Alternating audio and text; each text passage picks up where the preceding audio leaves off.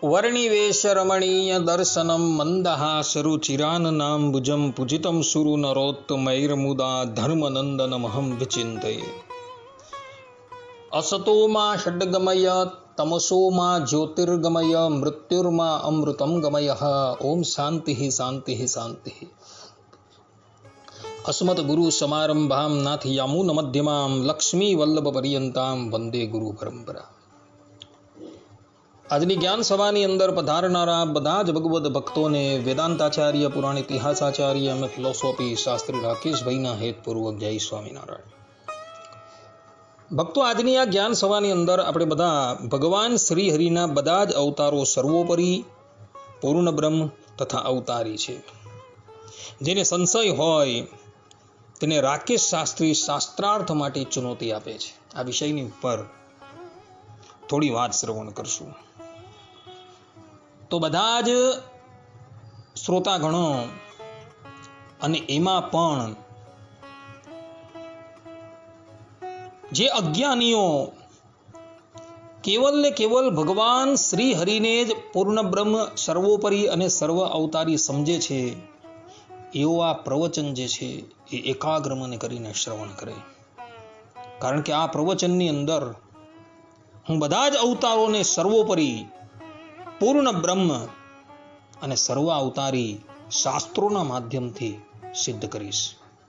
તો એ બધા જ લોકો જે છે એ આ પ્રવચન એકાગ્ર મને કરીને શ્રવણ કરે અને એને આત્મસાત કરી લે.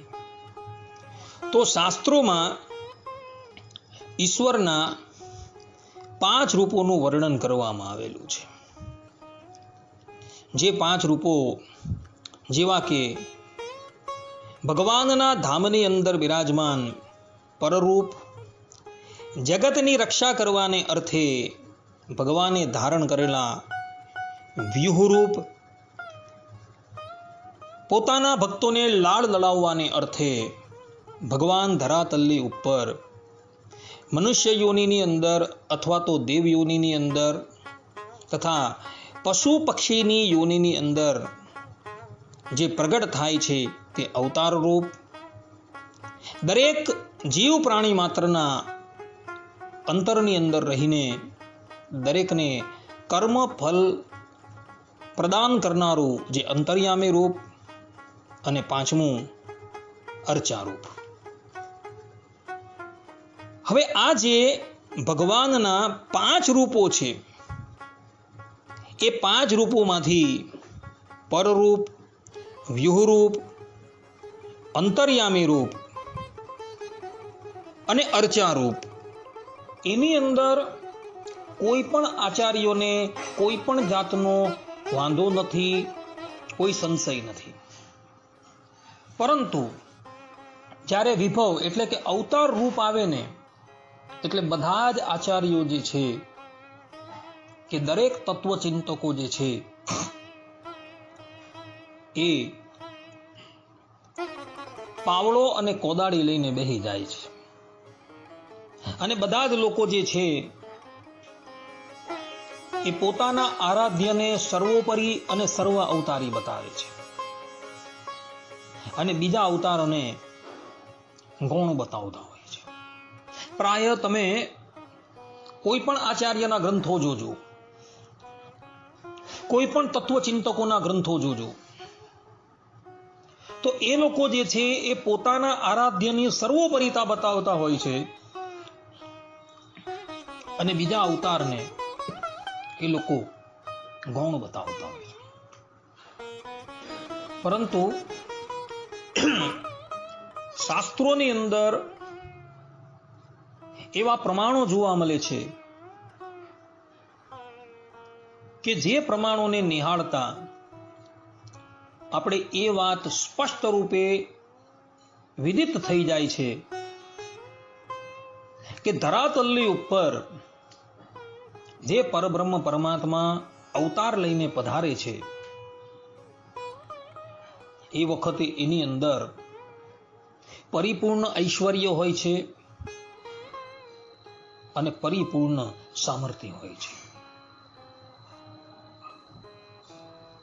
જે અવતાર ધરાતલની ઉપર થાય છે એ પરિપૂર્ણ જ હોય છે.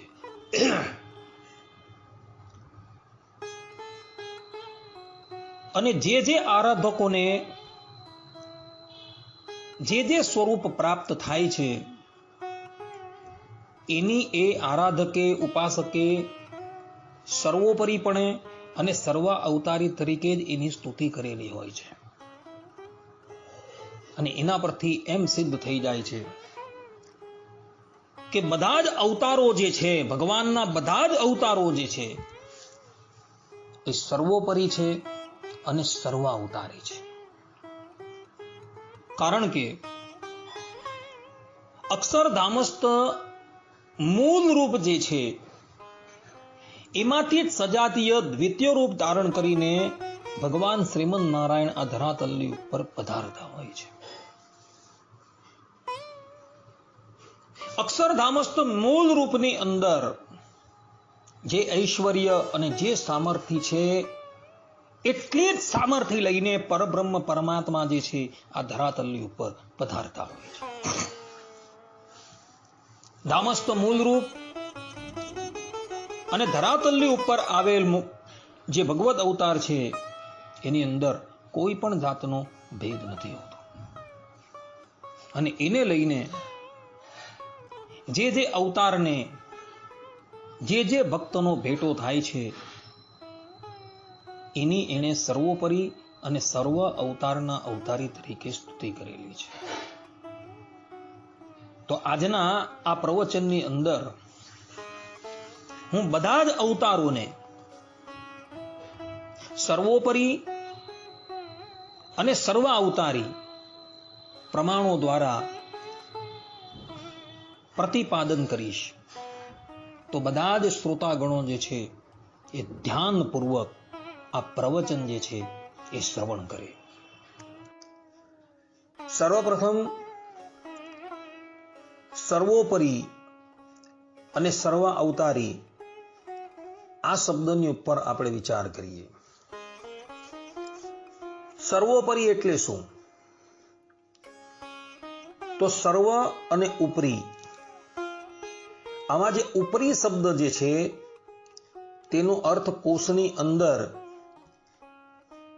નિયમન કરનાર કરેલો છે. અને સર્વ શબ્દ એટલે જીવ, ઈશ્વર, માયા અને બ્રહ્મ, આ ચારેય તત્વોને જે નિયમનમાં કરનાર હોય તેને સર્વોપરી તરીકે કહેવામાં આવે છે. આ પ્રમાણે સર્વોપરી શબ્દનો અર્થ જે છે એ જોવા મળે છે. સર્વ અવતારી એટલે શું? તો જેણે બધા જ અવતાર ધારણ કરેલા હોય તેને સર્વ અવતારી કહેવામાં આવે છે. આ પ્રમાણે સર્વ અવતારી શબ્દની વ્યાખ્યા થાય છે. ભગવાન વેદવ્યાસજી રચિત ગ્રંથોને તથા સ્વામિનારાયણ સંપ્રદાયના ગ્રંથોનું અવલોકન કરતા એ વાત સ્પષ્ટપણે વિદિત થાય છે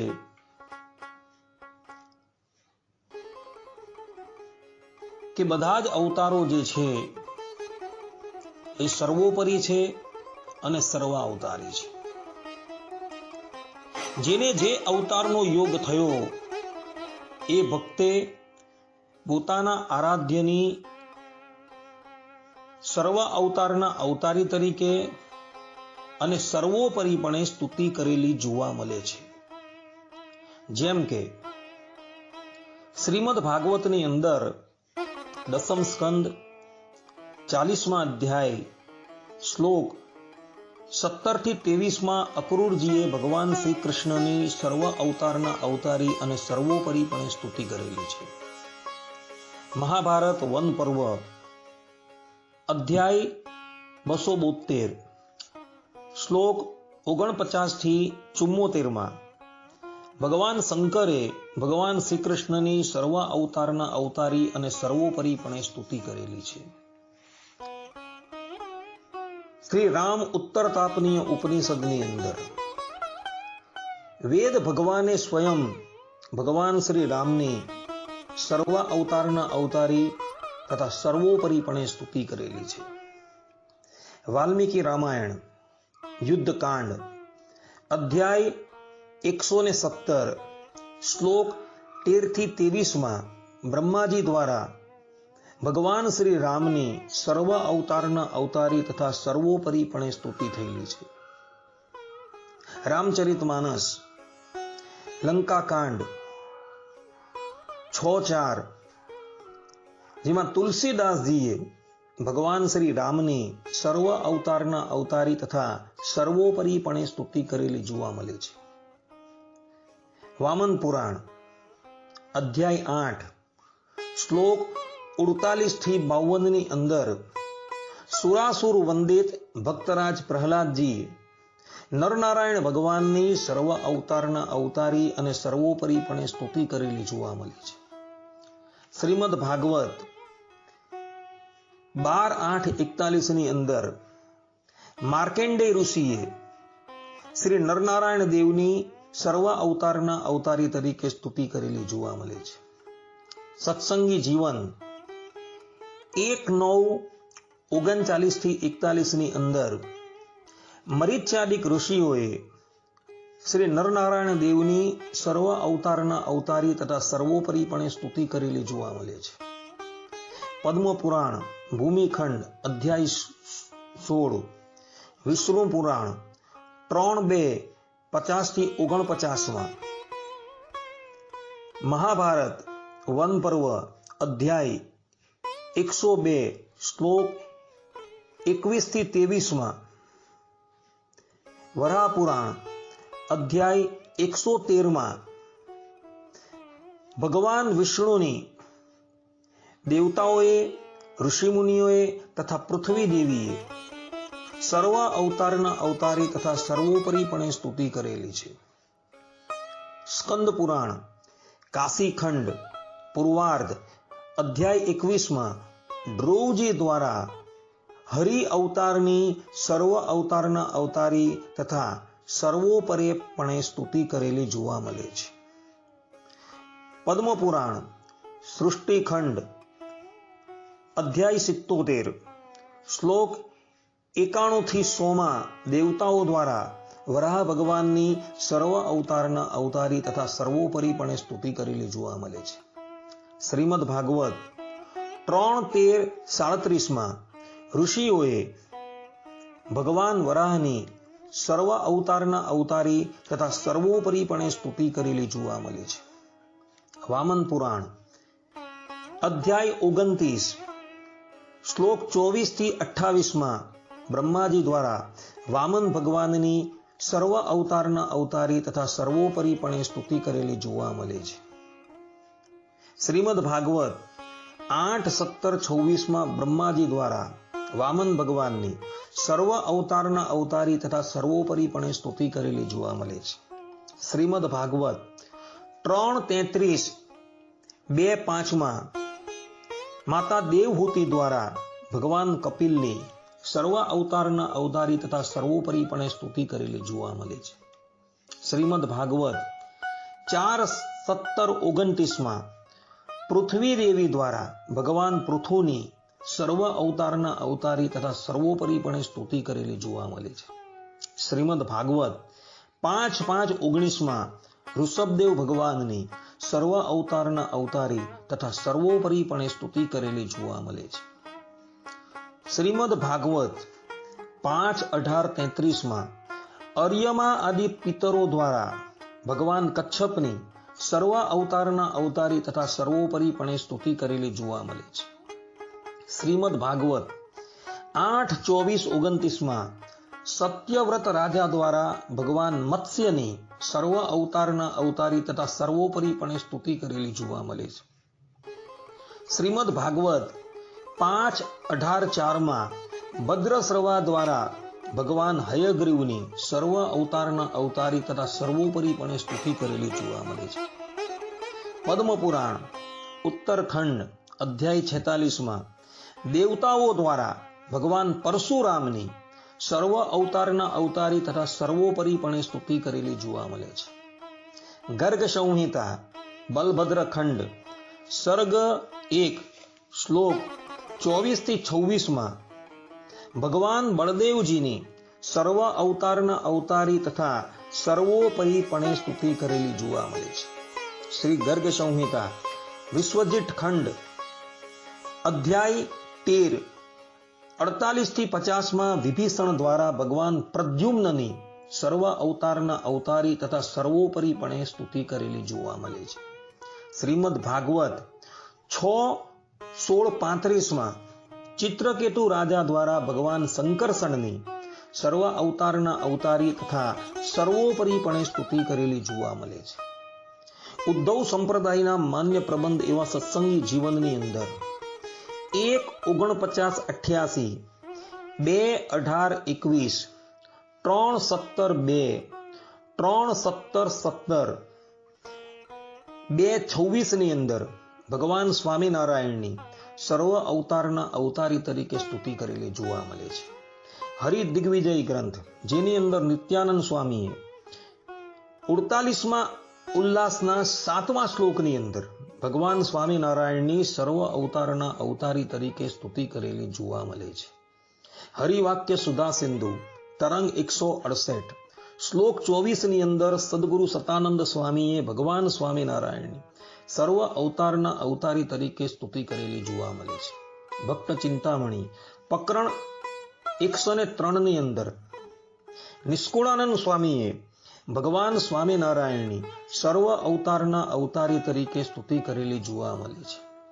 સર્વમંગલ સ્તોત્રમ શ્લોક 111 નામ 575 ની અંદર સદગુરુ સતાનંદ સ્વામીએ ભગવાન સ્વામિનારાયણની સર્વ અવતારના અવતારી તરીકે સ્તુતિ કરેલી જોવા મળે છે. આ પ્રમાણે ભગવાન વેદવ્યાસજી કૃત ગ્રંથોનું અવલોકન કરતા તથા સ્વામિનારાયણ સંપ્રદાયના માન્ય પ્રબંધોનું અવલોકન કરતા એ વાત સ્પષ્ટપણે વિદિત થઈ જાય છે કે બધા જ અવતારો જે છે એ સર્વોપરી છે તથા સર્વાવતારી છે. તો કોઈ પણ સાધકને મુમુક્ષુને એ બાબતમાં સંશય થાય કે આની અંદર સર્વોપરી કોણ છે અને સર્વાવતારી કોણ છે, કારણ કે આ બધા જ ગ્રંથોનું અવલોકન કરતા એ વાત સ્પષ્ટપણે વિદિત થાય છે કે દરેક ભગવદ ભક્તે પોતાના આરાધ્યની સર્વોપરીપણે અને સર્વાવતારી તરીકે સ્તુતિ કરેલી જોવા મળે છે. અને આ બધા ગ્રંથો જે છે એ કોઈ સામાન્ય વ્યક્તિએ લખેલા નથી. એના નિર્માતા જે છે એ ભગવાન વેદવ્યાસજી છે, ગર્ગાચાર્યજી છે, સદગુરુ સતાનંદ સ્વામી છે, નિત્યાનંદ સ્વામી ઇત્યાદિ આપ્તજનોએ આ ગ્રંથ લખેલા છે. અને એની અંદર આ વચનો જે છે એ જોવા મળે છે. તો આ વચનોને જોતા એક શંકા જે છે એ ઉપસ્થિત થાય છે કે આની અંદર સર્વોપરી કોણ છે અને સર્વાવતારી કોણ છે. તો આ શંકા જે છે તેનું નિવારણ કરતા આધારાનંદ સ્વામી જે છે એ બહુ સુંદર ઉત્તર આપે છે. આધારાનંદ સ્વામીએ હરિચરિત્રામૃત સાગર 4:28-48 ની અંદર કહ્યું છે કે નામથી જ ભિન્નતા જણાતી હોય તો પણ જેને જે સ્વરૂપ પ્રગટ રૂપમાં મળ્યું હોય તેને જ તેણે સર્વોપરી અને સર્વાવતારી જાણવું. આ ઉપરાંત હરિચરિત્રામૃત સાગર 8, 13, 15 અને 16 ની અંદર આધારાનંદ સ્વામી કહે છે કે અવતારોમાં કોઈ ભેદ નથી પણ ચરિત્રોમાં બહુ ભેદ છે. જેને જે અવતારનો જોગ થયો હોય તેને માટે તે સર્વોપરી અને સર્વાવતારી છે. આ પ્રમાણે આધારાનંદ સ્વામી સ્પષ્ટ રૂપે કહે છે કે જેને જે સ્વરૂપની પ્રાપ્તિ થઈ તેને માટે તે સર્વોપરી છે અને તે જ સર્વાવતારી છે. અને એટલે જ માટે જે ભક્તને જે સમયે જે સ્વરૂપની પ્રાપ્તિ થઈ એણે પોતાના આરાધ્ય દેવની સર્વ અવતારના અવતારી અને સર્વોપરીપણે સ્તુતિ કરેલી જોવા મળે છે. અને આના દ્વારા એ વાત સ્પષ્ટપણે પ્રતિપાદિત થઈ જાય છે કે તે ભક્તજન માટે પોતાની સન્મુખ પ્રગટ થયેલું સ્વરૂપ જે છે એ જ સર્વોપરી છે અને સર્વ અવતારી છે. આ પ્રમાણે આધારાનંદ સ્વામીએ આ બાબતની સ્પષ્ટતા કરેલી છે. છતાં પણ જે પણ કોઈક વ્યક્તિ આ બાબતને માનવા તૈયાર નથી, અર્થાત કે વ્યાસ છે, વાલ્મીકી છે, તુલસીદાસ છે, સતાનંદ સ્વામી છે, નિત્યાનંદ સ્વામી છે, એઓની વાતને માનવા તૈયાર નથી, તો ભગવાન સ્વામિનારાયણ ગધડા મધ્યના 6 વચનામૃતમાં કહે છે કે નારદ, સનકાદિક, વ્યાસ, વાલ્મીકી ઇત્યાદિક જે મોટા પુરુષ, તેમના વચનોનો જેને વિશ્વાસ નથી તેને નાસ્તિક જાણવો ને મહાપાપિષ્ટ જાણવો.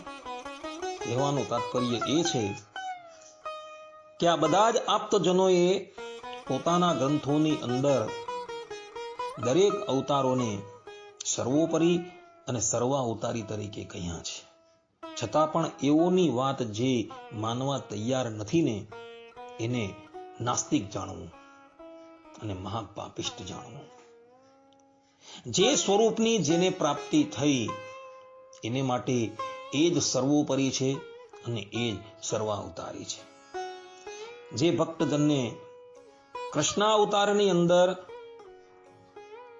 ભગવાન શ્રી કૃષ્ણના દર્શન થયા, જે ભક્તને રામાવતારની અંદર રામ પ્રત્યક્ષ પ્રમાણ રૂપે પ્રાપ્ત થયા, તથા જે ભક્તને એ જ અનંતકોટી બ્રહ્માંડના અધિપતિ મત્સ્ય રૂપે, કોઈને કુર્મ રૂપે, કોઈને વરાહ રૂપે પ્રાપ્ત થયા, તો એને માટે એ જ સર્વોપરી છે અને એ જ સર્વ અવતારી છે.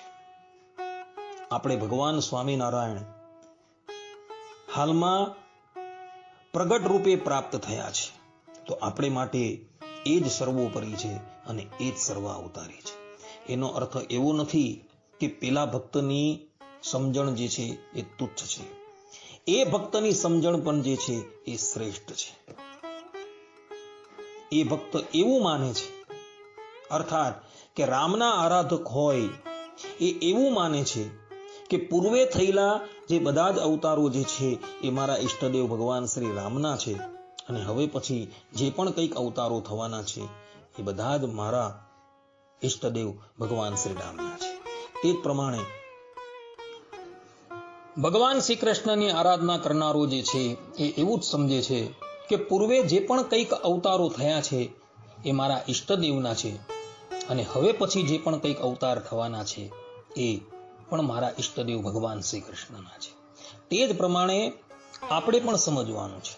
આપણે ભગવાન સ્વામિનારાયણની આરાધના કરીએ છીએ તો આપણે એવું સમજવાનું છે કે પૂર્વે જે પણ કંઈક અવતારો થયા છે એ મારા ઈષ્ટદેવ ભગવાન શ્રી હરિના છે ને હવે પછી જે પણ કંઈક ભગવાનના અવતાર થશે એ પણ મારા ઈષ્ટદેવ ભગવાન શ્રી હરિના છે. આ પ્રમાણેની સમજણ તમે રાખશો તો તમને દરેક અવતારો પ્રત્યે આદર ભાવ થશે. અન્યથા કેટલાક લોકો તો જે છે એવા છે કે પોતાના આરાધ્ય દેવને સર્વોપરી અને સર્વ અવતારી બતાવવાને અર્થે ઇતરના આરાધ્ય દેવ જે છે તેનું યુક્તિએ કરીને ખંડન કરતા હોય છે. એ લોકોએ આ પ્રવચનની અંદર અમે જે પણ કંઈક પ્રમાણો આપેલા છે એ ધ્યાનપૂર્વક નિહાળવાની જરૂર છે. આ પ્રવચનની અંદર અમે દરેક અવતારોને સર્વોપરી અને સર્વ અવતારી પ્રતિપાદન કરી દીધેલા છે. માટે ભક્તો, શાસ્ત્રોમાં જે પ્રમાણે કહ્યું છે એ જ પ્રમાણેની તમે સમજણ રાખશો તો તમારી સમજણ જે છે એ શાસ્ત્રમુખી કહેવાશે. અન્યથા તમારા ઈષ્ટદેવની શ્રેષ્ઠતા બતાવવાને અર્થે જો તમે ઇતરના ઈષ્ટદેવને ગૌણ પાળવાનો પ્રયાસ કરશો તો એમાં ભગવાનનો દ્રોહ થઈ જશે, અને ભગવાનનો દ્રોહ થાય તો એ જીવાત્મા જે છે એ કલ્યાણના માર્ગમાંથી પડી જાય છે. માટે ભક્તો ક્યારેય પણ ભગવાનનો દ્રોહ ન થાય તેની કાળજી રાખજો. આટલું કહીને હું મારા પ્રવચનને અહીં વિરામ આપું છું. આ પ્રવચનની અંદર મેં શાસ્ત્રોના પ્રમાણથી બધા જ અવતારોને સર્વોપરી, સર્વ અવતારી તથા પૂર્ણ બ્રહ્મ જે છે એ પ્રતિપાદન કરી દીધા છે. જે લોકોને આ બાબતની અંદર કંઈ પણ સંશય હોય એ લોકોએ અમે જે પ્રમાણ આપેલા છે એ શાસ્ત્રો જે છે એ જોઈ લેવા. અસ્તુ સર્વે સંતો